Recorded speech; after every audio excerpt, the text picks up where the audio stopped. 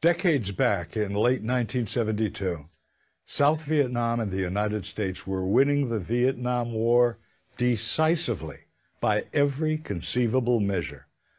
That's not just my view. That was the view of our enemy, the North Vietnamese government officials.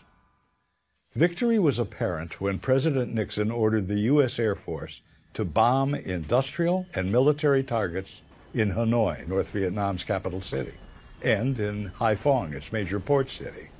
And we would stop the bombing if the North Vietnamese would attend the Paris peace talks that they had left earlier. The North Vietnamese did go back to the Paris peace talks, and we did stop the bombing, as promised.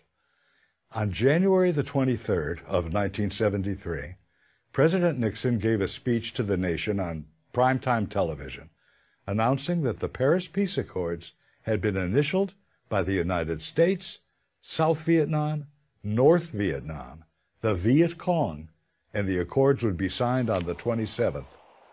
What the United States and South Vietnam received in those accords was victory. At the White House, it was called VV Day, Victory in Vietnam Day.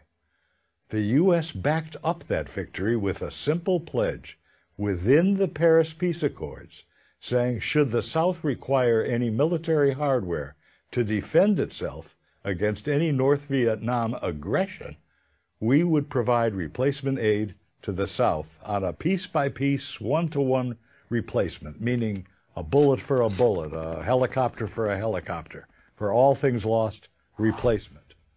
The advance of communist tyranny had been halted by those accords. Then it all came apart, and it happened this way.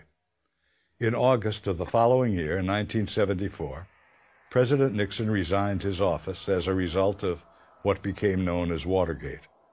3 months after his resignation came the November congressional elections, and within them the Democrats won a landslide victory for the new Congress. And many of the members used their new majority to defund the military aid that the United States had promised, peace for peace, breaking the commitment that we made to the South Vietnamese in Paris to provide whatever military hardware the South Vietnamese needed in case of aggression from the North.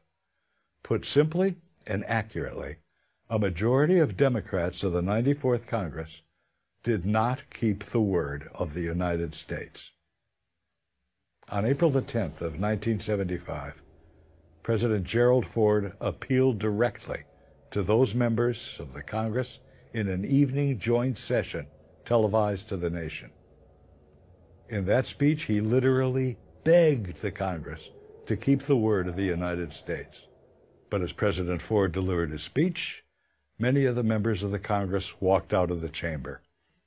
Many of them had an investment in America's failure in Vietnam. They had participated in demonstrations against the war for many years, and they wouldn't give the aid. On April the 30th, South Vietnam surrendered, and re-education camps were constructed, and the phenomenon of the boat people began. If the South Vietnamese had received the arms that the United States promised, would the result have been different? It already had been different. The North Vietnamese leaders admitted that they were testing the new president, Gerald Ford, and they took one village after another, then cities, then provinces, and our only response was to go back on our word. The U.S. did not resupply the South Vietnamese as we had promised. It was then that the North Vietnamese knew they were on the road to South Vietnam's capital city, Saigon, that would soon be renamed Ho Chi Minh City. Former Arkansas Senator William Fulbright, who had been the chairman of the Senate Foreign Relations Committee, made a public statement about the surrender of South Vietnam.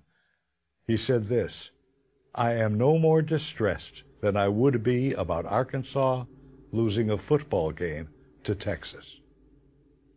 The U.S. knew that North Vietnam would violate the accords, and so we planned for it.